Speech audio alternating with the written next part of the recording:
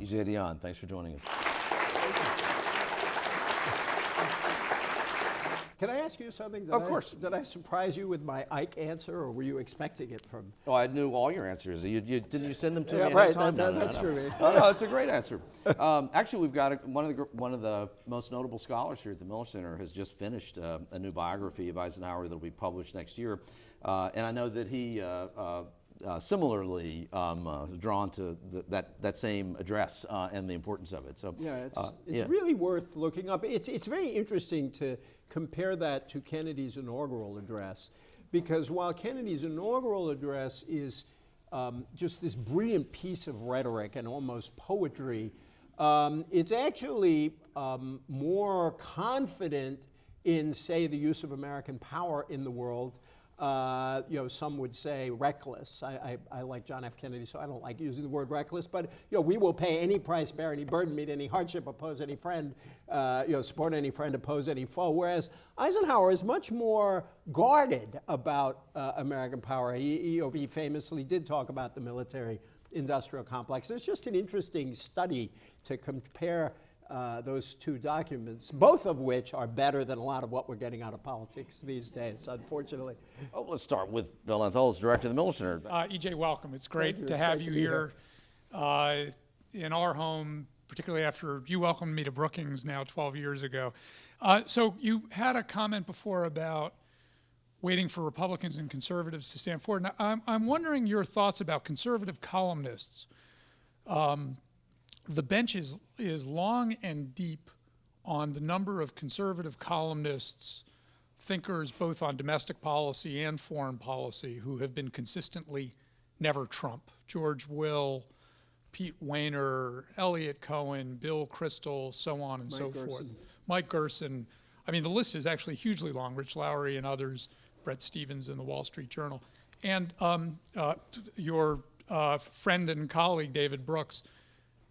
What role do you see them playing in this coming year in particular, where the president is going to try to work with the Republican Congress to get some big things done, but then even beyond that first year moving forward? Are they still a powerful voice, or has the Republican Party left them behind?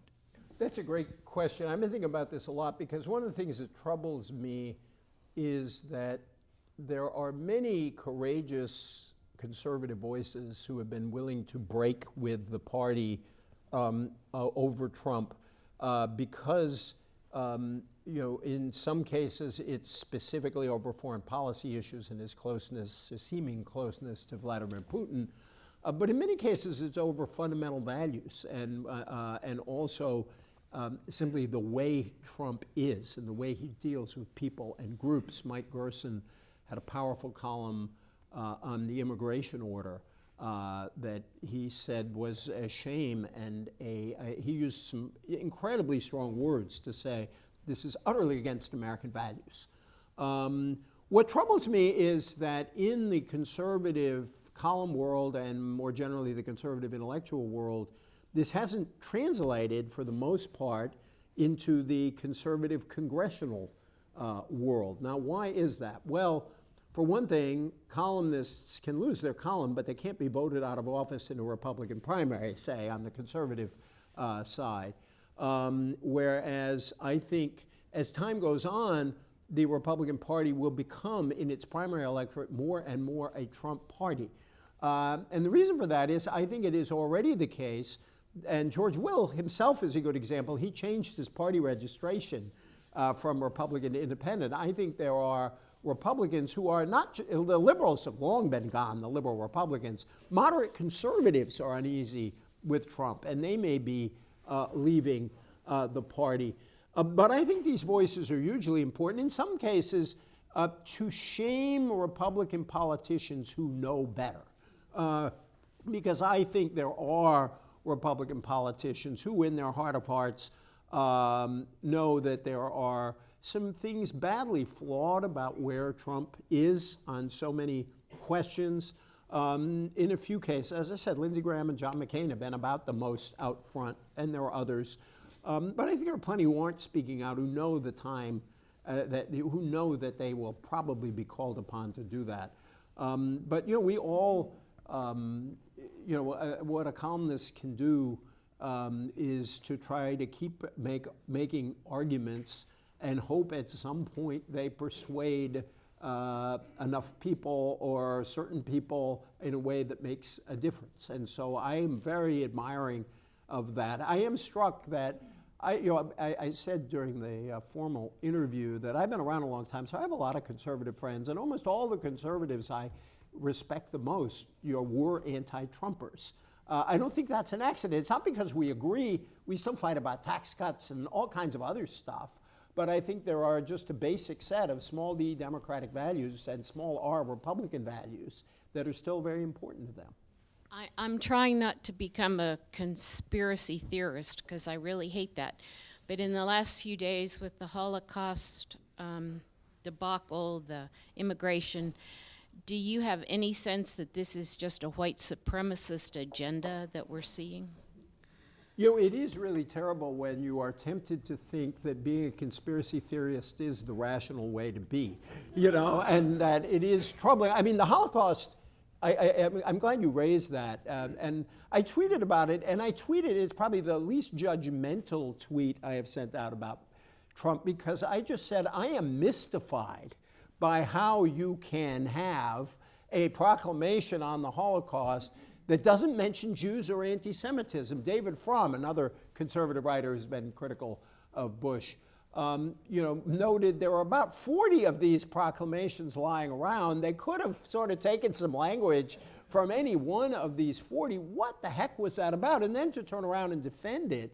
Many people have said that their defense, well, that other people died in the Holocaust, which is true enough, but that is traditionally used by Holocaust deniers as a rationale for not mentioning the fact that Jews were targeted by Hitler and that the Holocaust is a fact. Of all the, there are a lot of strange things, a lot of bad things. That's the one that I really find so hard to understand, and I think it's the one that pushes you most in that direction, because it is, by most rationalites, inexplicable. And so then you reach for that explanation, and you don't want to reach for that explanation. And yet, I'm sure that, there are, you cannot always judge a person by the people who support them, but it is true that Trump is supported by this very extreme and at times anti-Semitic and at times racist right. Most politicians of a more moderate bent would want to separate themselves from this.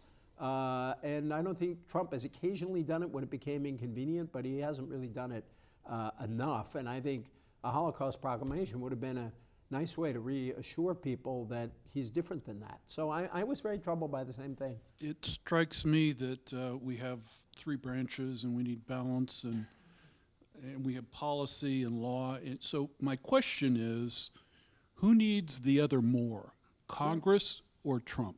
Who needs the other side more? Does Congress need Trump more, or does Trump need Congress more?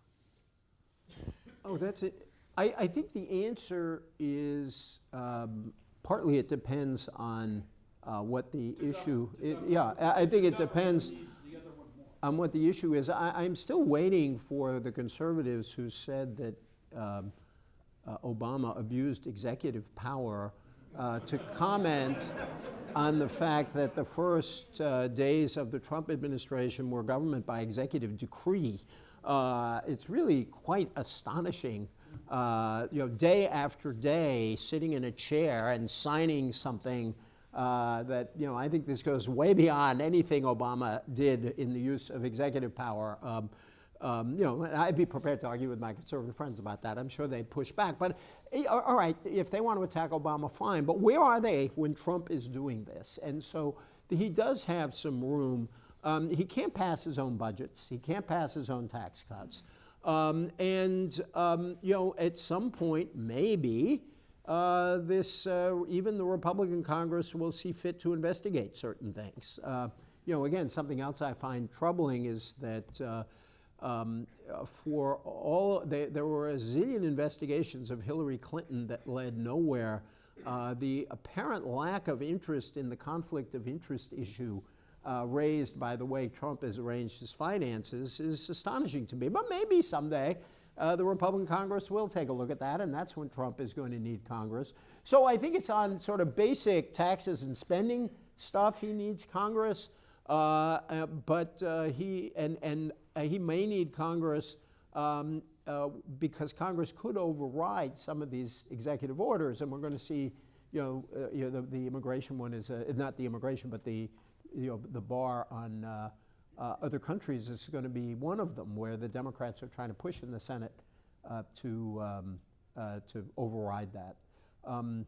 In terms of the Congress needing Trump, they're going to need him to sign the stuff they want, and that matters. But I don't see Trump.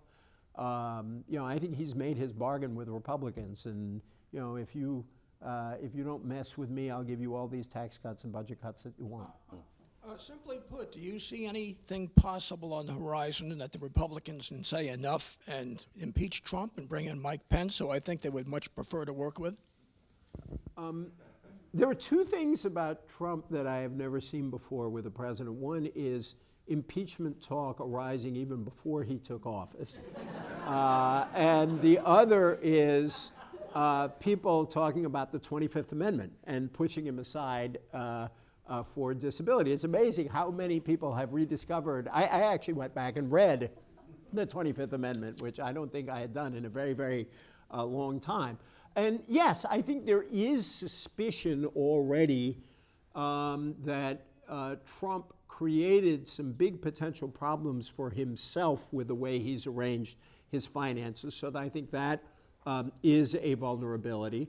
I think there are still a lot of people with a lot of questions about exactly what went on between Trump's people and Russia. What is that relationship about? We know from one of his sons that Russian money went into his company. What does that mean? Again, I don't want to be a conspiracy theorist, but it is a line of questioning that I think people have a right to have answers to. And at some point, Republicans might say this is just too unstable. So it's not impossible that this will happen, but it's 10 days. It's a little early. Being 91 years and spent 5 years in the Marine Corps learning to kill. I'm a conservative trying to conserve democracy. Bless you. You're the brilliant description of the current scene today. How about the bigger scene? Gorbachev has just stated that he's worried about World War. And he's one who knows. The big picture, and the atomic clock has gone 2.5 minutes before midnight. What about war and the current presidency? Thank you, sir.